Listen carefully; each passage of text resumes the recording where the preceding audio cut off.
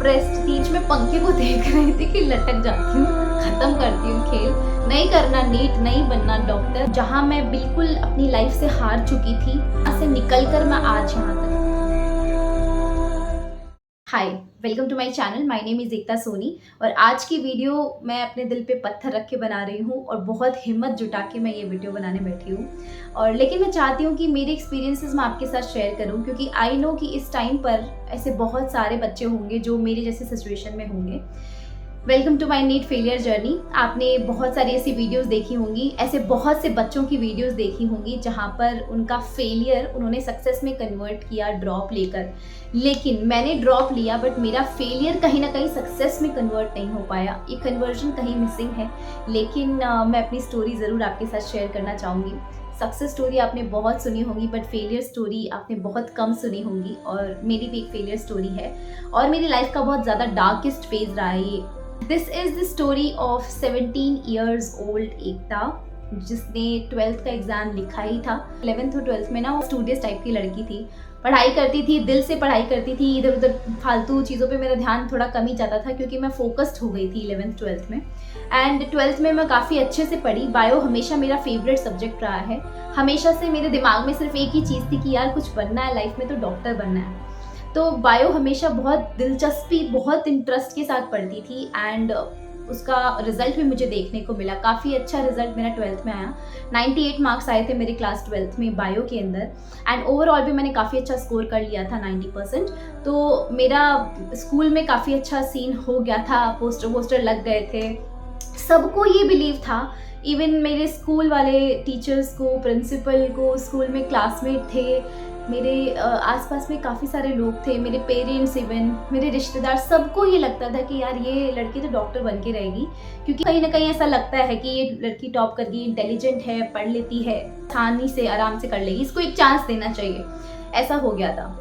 12th में इतने अच्छे मार्क्स आए थे तो इंस्पायर अवार्ड भी मुझे मिला था गवर्नमेंट ऑफ इंडिया की तरफ से, जिसमें मुझे 80,000 रुपीज़ पर ईयर मिल रहे थे 5 साल, आगे 5 साल की पढ़ाई कंटिन्यू करने के लिए। तो टोटल 4 लाख रुपए मुझे अवार्ड में मिला था।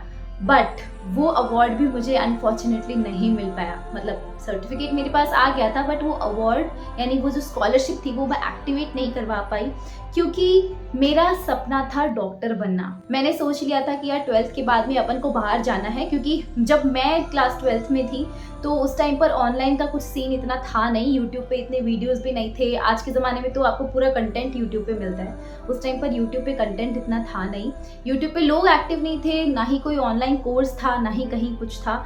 तो एक ही ऑप्शन था हमारे पास, ऑफलाइन कोचिंग में जाना है। तो मेरे साथ एक मेरी फ्रेंड भी थी जिसका भी था कि यार मेरे को भी कोचिंग करनी, तो हम दोनों ने अपना बना लिया। हम दोनों सेम ही सिटी से बिलोंग करते थे, हम दोनों चले गए, हमारे पेरेंट्स को कन्विंस कर लिया। और मेरे पेरेंट्स इवन बहुत ज़्यादा सपोर्टिव हैं। मेरी पूरी फेज़ में मेरे पेरेंट्स बहुत ज़्यादा सपोर्टिव रहे हैं एंड इसके लिए मैं बहुत थैंकफुल भी हूँ, क्योंकि सबके पेरेंट्स नहीं होते हैं। मेरे पेरेंट्स बहुत मेरे लिए सपोर्टिव रहे। उन्होंने एडमिशन करवाया मेरा, मेरे ही सिटी के 2 घंटे की डिस्टेंस पर एक सिटी है, अगर आपने सुना हो, सीकर एजुकेशन हब है कोटा के बाद में। वहाँ पर बहुत सारी कोचिंग्स हैं, तो एक कोचिंग में इंस्टीट्यूट में मेरा एडमिशन करवा दिया गया था एंड मैं बहुत एक्साइटेड थी अपनी न्यू जर्नी को लेकर। मैंने काफ़ी ज़्यादा अच्छे से पढ़ाई भी करनी वहाँ पे शुरू करी। मुझे लगा था यार 12th में इतनी मेहनत से अपन ने कर लिया तो यहाँ भी अपन मेहनत करेंगे हो जाएगा। बट ना 12th और नीट ये कहीं ना कहीं ना डिफरेंस होता है, वो डिफरेंस मैं समझ नहीं पाई थी। 2016 की बात है जब मैंने क्लास 12th के बाद BSc MSc करने का नहीं सोचा और मैंने ये सोचा कि मैं नीट की प्रिपरेशन करूँगी 1 साल ड्रॉप लेकर। मैंने कॉलेज में एडमिशन नहीं लिया, नॉर्मल BSc कॉलेज में, जहाँ पर मेरी क्लास के सारे स्टूडेंट्स BSc MSc में एडमिशन ले रहे थे। कोई कहीं ले रहा था, कोई कहीं ले रहा था, और कुछ लोगों ने ड्रॉप भी लिया था। बट मैंने ड्रॉप लिया, मेरा सिलेक्शन नहीं हुआ। 2016 मैंने बहुत जम के पढ़ाई करी, आपको मैं मतलब बता भी नहीं सकती शब्दों में मैंने कितनी पढ़ाई करी। पर शायद मेरे जो एफर्ट्स थे ना वो राइट डायरेक्शन में नहीं थे। जब आप एफर्ट्स लगाते हो वो राइट डायरेक्शन में होना बहुत ज़रूरी है, पर मेरे एफर्ट्स शायद राइट डायरेक्शन में नहीं थे, कहीं ना कहीं मुझे ऐसा फील होता है। तो वो साल मेरा वेस्ट हो गया। मेरे उस साल में आई गेस 350 के अराउंड नंबर आए थे, मुझे अच्छे से याद नहीं है बट हाँ उतनी ही रेंज में आए थे, 400 से ऊपर भी नहीं थे। तो मैं बहुत ज़्यादा डरी हुई थी, डिप्रेशन था, क्योंकि यार 1 साल मैंने ख़राब कर दिया था, जहाँ पर मेरे क्लास के बाकी बच्चे 1 साल आगे पहुंच गए थे, सेकेंड ईयर में चले गए थे, मैं वहाँ पर वहीं की वहीं स्टक थी। 12th पास थी अभी तक मैं। और उसके बाद थोड़ा ब्रेक लिया, इधर उधर देखा, समझा, सोचा कि यार क्या करूँ, अब क्या करूँ मैं। तो कहीं ना मेरे दिल में हमेशा एक ही चीज़ रही कि यार तेरे को तो डॉक्टर ही बनना है। तो मैं ना वापस अपने पापा के पास गई और पापा को बोला कि पापा मुझे सेकेंड ड्रॉप लेना है और मुझे ना एक बार फिर से कोचिंग, उसी सेम कोचिंग इंस्टीट्यूट में एडमिशन दिला दो, मैं पढ़ाई करूँगी बढ़िया से और इस साल पक्का सिलेक्शन लेकर आऊँगी मैं। मुझे पापा ने सेकेंड ड्रॉप भी दिलाया। मेरे पापा, और खासकर मेरे पापा हमेशा बहुत ज़्यादा ही मतलब इसकी तरफ एक्टिव रहे हैं। ये मैं प्राउडली कह सकती हूँ कि मेरी पूरी ही फैमिली में इतने लोग मैंने नहीं देखा है इतना सपोर्टिव किसी के भी पेरेंट्स को, बट मेरे पेरेंट्स मेरे लिए और इवन मेरे भाई बहनों सबके लिए बहुत ज़्यादा सपोर्टिव रहे हैं किसी भी लाइफ की फेज़ में। इवन आज मैं जॉब भी कर रही हूँ तो भी वो बहुत ज़्यादा सपोर्टिव है। एंड जब मैं पढ़ रही थी तभी बहुत ज़्यादा सपोर्टिव थे मेरे लिए। उनको भरोसा है कहीं ना कहीं कि यार ये कर लेगी। ड्रॉप लिया एंड चली गई मैं कोचिंग इंस्टीट्यूट में वापस, मेरा एडमिशन करा दिया पापा ने। एंड मैं फिर से पढ़ रही थी। तो ये करी कि मैंने अपनी गलतियां नहीं देखी, मैंने ये नहीं देखा कि यार कौन सी गलती थी ऐसी जिसकी वजह से तेरा लास्ट ईयर नहीं हो पाया सिलेक्शन, क्योंकि गाइडेंस इतनी कमी थी ना गाइडेंस की। और मैं हमेशा से एक इंट्रोवर्ट टाइप की स्टूडेंट रही हूँ, मतलब पहले बहुत ज़्यादा इंट्रोवर्ट थी। अभी मैं ऐसे नहीं बोल सकती कि मैं एक्सट्रोवर्ट हो चुकी हूँ, मैं बिल्कुल एक्सट्रोवर्ट नहीं हूँ, ऐसे बहुत सारे लोगों को लगता भी है। बट मैं बीच में आ चुकी हूँ। अभी का फेज जो है मेरा बीच का फेज है कि ना तो मैं इंट्रोवर्ट हूँ बहुत ज़्यादा, ना तो मैं एक्सट्रोवर्ट हूँ। बट उस टाइम पर मैं बहुत इंट्रोवर्ट थी, मैं ज़्यादा किसी से बात नहीं करती थी। इवन अपने टीचर से डाउट पूछने में भी मुझे बहुत डर लगता था। तो ऐसा सीन मेरा चल रहा था, इसीलिए शायद 2017 में जब मैंने सेकेंड अटेम्प्ट लिया उसमें भी मेरा कुछ खास अच्छा मतलब मार्क्स नहीं आ पाए और I couldn't make it anyhow. Depression आ चुका था क्योंकि मार्क्स अभी भी 500 से ऊपर नहीं थे। उस टाइम पर मेरे मार्क्स 460 के अराउंड या 464 के अराउंड थे। ओबीसी कैटेगरी से बिलोंग करती हूँ तो पता होगा आपको जनरल और ओबीसी में कितना ज़्यादा कट ऑफ हाई रहता है। कैटेगरी के अकॉर्डिंग तो नहीं होना था सिलेक्शन, ये तो फिक्स हो गया था। उसके बाद 2017 में जब सेकेंड अटेम्प्ट दे दिया था तो मैं इतनी ज़्यादा डिप्रेशन में आ चुकी थी, मैं आपको बता नहीं सकती हूँ, बहुत ज़्यादा। क्योंकि 2 साल मेरे ख़राब हो चुके थे, बिल्कुल ख़राब हो चुके थे।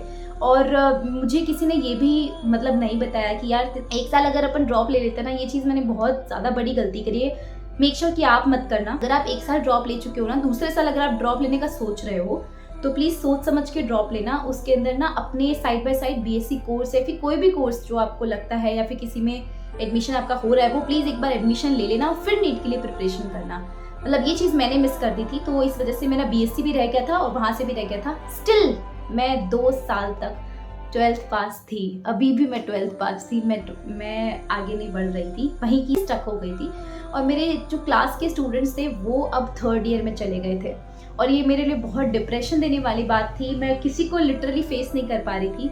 इतना कॉन्फिडेंस लेवल गिर गया था कि दुनिया में सारे लोग मुझे ऐसा समझ रहे थे कि यार ये बड़ी इंटेलिजेंट है, और मेरे को इतना अपने ऊपर डाउट था, इतना क्वेश्चन मार्क लगा रखा था कि यार तू तो कुछ नहीं कर सकती। लिटरली ये फीलिंग थी मेरे अंदर। लेकिन कहीं ना कहीं मैंने बहुत लंबा ब्रेक लिया इसके बाद में, और इस फेज़ में एक चीज़ और हुई मेरे साथ में। मेरे साथ एक लड़की और थी जो मेरी ही क्लास में पढ़ती थी, हम 10th से साथ ही पढ़ते थे। तो हम दोनों ने मतलब कोचिंग करी थी पर सेम कोचिंग में नहीं थे। वो किसी और कोचिंग में नीट की प्रिपरेशन कर रही थी, मैं किसी और में कर रही थी। उसके साथ भी ऐसा ही सीन हुआ था, उसने भी ड्रॉप ले लिया था, बीएससी नहीं चल रही थी और 12th के बाद सीधे वो चली गई थी किसी कोचिंग इंस्टीट्यूट में। 2 साल उसने लगाए उसके और नहीं हुआ उसका सिलेक्शन। वो भी काफ़ी इंटेलिजेंट लड़की थी, उसके 10th में भी उसने टॉप किया था बट नहीं हो पाया एनी हाउ। तो उसने उस टाइम सुसाइड कमिट कर लिया था। सीरियसली उसने उस टाइम सुसाइड कमिट कर लिया था। और उसकी ये चीज़ सुनकर ना मैं दिल से इतनी ज़्यादा कमज़ोर हो गई थी, मुझे इतना डर लगने लग गया था। और मतलब जब भी मैं उसके बारे में सोचती थी ना, मतलब मेरी बहुत अच्छी फ्रेंड थी वो, हम दोनों साथ बैठते थे, साथ पढ़ते थे, और उसने सुसाइड कमिट कर लिया। ये मेरे लिए मानना ही बहुत मुश्किल था। और उस टाइम पर इतनी डिप्रेशन में मैं आ गई थी ये चीज़ सुनकर भी, और इतना डर मुझे लगने लगा था। कहीं ना कहीं मेरे पेरेंट्स को भी डर लगने लगा था कि यार उसने कर लिया, कहीं मेरे बच्चे कुछ ना कर ले। और 2018 जब आता है ना, तो चल रहा था, मेरे पापा बोल रहे थे कि तू बीएससी कर ले, रहने दे, नहीं हो पा रहा है लेकिन कहीं ना कहीं फिर से अंदर हुआ कि नहीं यार, पापा बीएससी करने के लिए थोड़ी ना 2 साल ड्रॉप लिया है। तो फिर मैंने फिर से एक ड्रॉप अपने दिल को बहुत ज़्यादा समझा के, बहुत मुश्किल होता है यार ड्रॉप ईयर, बहुत मुश्किल होता है। पड़ोस वाली आंटी अभी मुझसे इतनी पूछती थी कि यार तूने तो नीट का पेपर दिया था, क्या हुआ, क्या बताऊँ मैं उनको। मुझे बहुत डर लगता था, बहुत डर। कहीं ना कहीं फिर मैंने 2018 में फिर से एक और ड्रॉप लिया, और बहुत मुश्किल से, बहुत दिल पे पत्थर रख के मैंने सोचा कि ये लास्ट है ड्रॉप, उसके बाद मैं ड्रॉप नहीं लूँगी, उसके बाद बीएससी में एडमिशन करा लूँगी, देखा जाएगा जो होगा। 2018 में मैंने पेपर दिया, नहीं हो पाया, और कहीं ना कहीं गवर्नमेंट कॉलेज नहीं मिल रहा था मुझे, गवर्नमेंट मेडिकल कॉलेज नहीं मिल रहा था मुझे, मिल रहा था प्राइवेट मेडिकल कॉलेज, या फिर बीडीएस के कॉलेजेस मिल रहे थे, या फिर बीएमएस में मेरा सिलेक्शन हो गया था, मेरा वेटनरी में भी सिलेक्शन हो गया था, मैंने नर्सिंग का भी एग्जाम दिया था, बीएससी नर्सिंग एम्स दिल्ली, उसमें भी मेरा सिलेक्शन हो गया था, काफ़ी अच्छी रैंक भी आई थी। बट कहीं ना कहीं होता है ना, जो भी नीट की प्रिपरेशन कर रहा बच्चा होता है ना, उसको सिर्फ मेडिकल कॉलेज ही भाती है, उसको और कुछ चाहिए ही नहीं होता, बीडीएस तो चाहिए नहीं था मुझे ज़िंदगी में कभी, तो मैं नहीं गई उनकी तरफ। लेकिन 2018 में पेपर दिया तो सिलेक्शन तो नहीं हुआ अगेन। तो इतना मेरी लाइफ में इतनी, मतलब I was completely shattered from inside.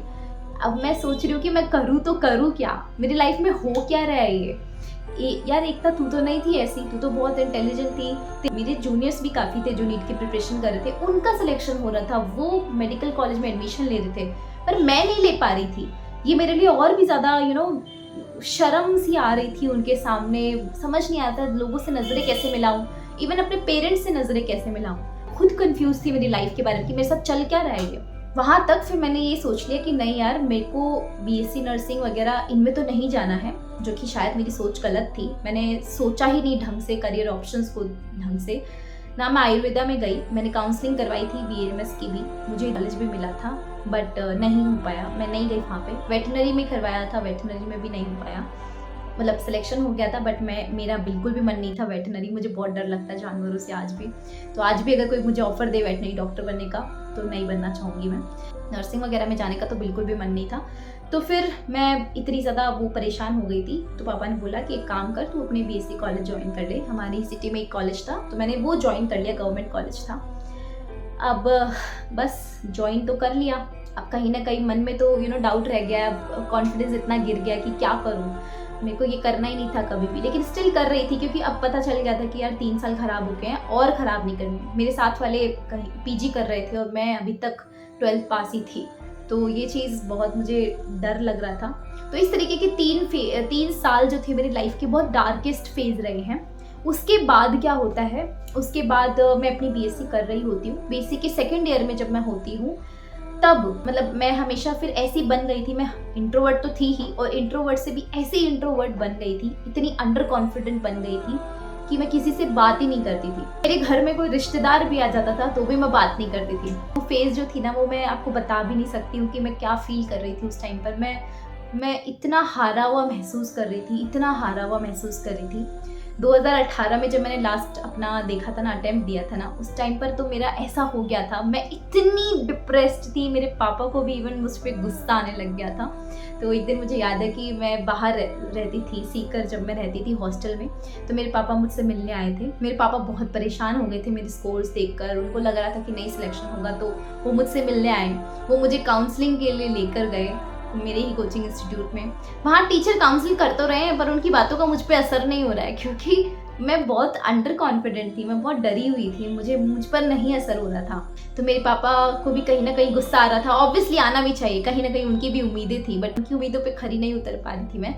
तो मेरे पापा को भी गुस्सा आ रहा था, मेरे पापा मुझे कुछ ना कुछ बोल रहे थे। पापा तो पहले बोलते, देख ऐसा नहीं हो रहा है, तेरे से ऐसा नहीं हो रहा है। फिर बाद में पापा थोड़ा बहुत, कोई बात नहीं, अच्छा है, कोई बात नहीं ना, टेंशन मत लेना, ऐसे करके पापा तो चले गए। बट पापा को नहीं पता कि पापा की बातें मुझ पर कितनी असर कर गई। उस दिन तो मैं इतनी वो डाउन फेज पे चली गई थी कि मैं सच में पंखे को देख रही थी कि लटक जाती हूँ, ख़त्म करती हूँ खेल, नहीं करना नीट, नहीं बनना डॉक्टर, नहीं कुछ करना लाइफ में, कर लिया जितना करना था, अब कुछ नहीं बचा लाइफ में, अब इसके आगे कुछ है ही नहीं, मैं करूँगी क्या, बीएससी करके करूँगी क्या मैं, मेरे लाइफ में मैं अपने सपने ही नहीं अचीव कर पा रही हूँ, मैं लाइफ में करूँगी क्या, ये था।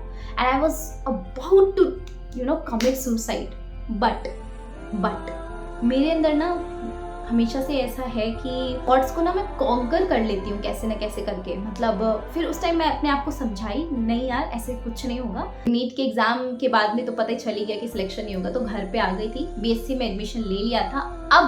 अब मुझे समझ नहीं आ रहा था कि अब लाइफ में क्या करना है। 2 साल तक बीएससी करती गई और इवन मुझे पता ये भी नहीं था, मेरे दिमाग में कहीं यही था कि बस एमबीबीएस के अलावा कुछ दुनिया में कुछ है ही नहीं। अगर तू एमबीबीएस नहीं कर पाई मतलब तू लाइफ में कुछ नहीं कर पाएगी। कहते हैं ना कि जो चीज़ आपकी मर्जी से नहीं हो रही होती है वो ऊपर वाले की मर्जी से होती है। और हमेशा ये ध्यान रखना, अगर की प्लान की हुई चीज़ आपके साथ नहीं हो रही है, ऊपर वाले की मर्जी से हो रही है। और ऊपर वाले की मर्जी ना आपकी मर्जी से लाख गुना बेटर होती है। उस टाइम पर मेरे ही फैमिली में मेरी दीदी है एक, वो अरुण दीदी ने मुझे नोटिस किया कि मैं ऐसे क्यों रहती हूँ, क्यों ऐसे किसी से बात नहीं करती हूँ, क्यों इतनी डरी रहती हूँ। तो उन्होंने मेरे साथ एक दिन काउंसलिंग सेशन किया। उनको मैंने सारी बात बताई कि यार मुझसे नहीं हो पा रहा है ये एग्ज़ाम, अब मैं करूँ क्या। मैं काफ़ी ज़्यादा इमोशनल फील कर रही हूँ अभी। उन्होंने बोला कि तेरे को बायोलॉजी कितनी अच्छे से आती है। मैंने कहा मेरे को बहुत अच्छे से आती है बायोलॉजी, मैंने बहुत अच्छे से पढ़ाई, क्योंकि 3 साल मैंने इतना रगड़ के पढ़ाया ना, मैं बता नहीं सकती हूँ। मैंने इतनी मेहनत करी हूँ 3 साल में। कॉन्सेप्ट्स बहुत अच्छे से मैंने बिठा लिए अपने दिमाग में, जो मुझे आज तक भी याद है। तो वो चीज़ ना मेरी एक शायद ताकत बन गई। यहाँ पर खोया कुछ भी नहीं था मैंने, खोया सिर्फ अपना कॉन्फिडेंस था मैंने। एंड वो धीरे धीरे टाइम के साथ वापस भी आया। लेकिन उस टाइम मैं कॉन्फिडेंस खो चुकी थी। लेकिन जो एक स्किल जो मेरे पास आ चुकी थी वो थी सब्जेक्ट को समझने की स्किल।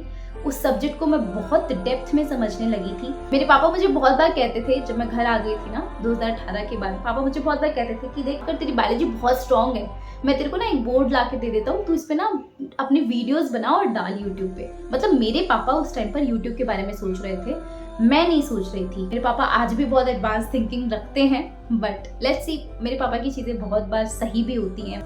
मुझे लगता था कि पापा यार ऐसे ही कर रहे हैं, कौन पढ़ेगा मुझसे, कोई नहीं पढ़ने वाला है ना। फिर मैं कुछ नहीं कर रही थी। लेकिन उसके बाद मेरी दीदी की एंट्री जब अब मेरी लाइफ में होती है, मेरी दीदी ने मुझे समझाया कि देख तेरे को बायो बहुत अच्छे से आती है, तू इस स्किल का बहुत अच्छे से यूज़ कर और आगे बढ़। तो मैं जॉब के लिए अप्लाई करना शुरू करी, टीचिंग पोजीशन के लिए अप्लाई करना शुरू करी। तो वो आगे की जर्नी बहुत अलग है, मैं किसी और दिन सुनाऊंगी आपको मेरी जॉब की जर्नी कैसी रही, कैसे मैं जो भी हूँ जहाँ भी हूँ आज पहले से काफ़ी बेटर हूँ। जहाँ मैं बिल्कुल अपनी लाइफ से हार चुकी थी, वहाँ से निकल कर मैं आज यहाँ तक आई हूँ।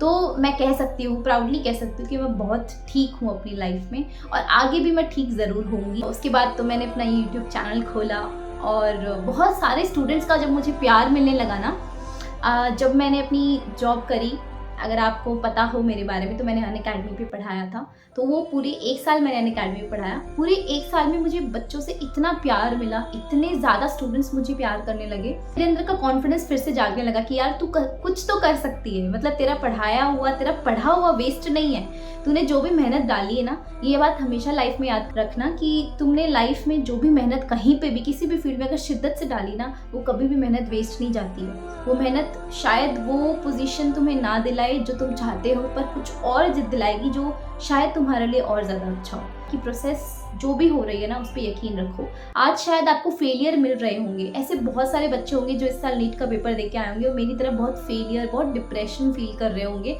और मैं जानती हूँ लोगों से नज़रें नहीं मिला पा रहे होंगे आप, अपने पेरेंट्स से भी नज़रें नहीं मिला पा रहे होंगे आप। लेकिन ये चीज़ें आपके लिए एक मेमोरेबल टाइम है। ये चीज़ें ही आपको लाइफ में आगे लेकर जाती हैं। और ये चीज़ मैं प्राउडली कह सकती हूँ, मुझे इस डार्केस्ट फेज, इस फेलियर ने मुझे इतना स्ट्रॉन्ग बनाया अंदर से आज, कि आज अगर मुझे थोड़ा बहुत भी फेलियर दिखता है ना, तो मेरे को इतना नहीं फील बुरा लगता है। बुरा तो सबको लगता है, इंसान है, बुरा लगेगा, बट उतना मैं डिप्रेशन में नहीं जाती हूँ कभी भी। तो अगर कोई चीज़ मुझसे लूज़ भी होती है, एक बार के लिए मुझे बुरा लगता है, बट मैं कहीं ना कहीं उससे एडजस्ट करना सीख जाती हूँ कि यार ठीक है, इट्स ओके। ये इट्स ओके जो है ना, वो मेरी लाइफ में, मेरे दिमाग में बहुत अच्छे से बैठ चुका है।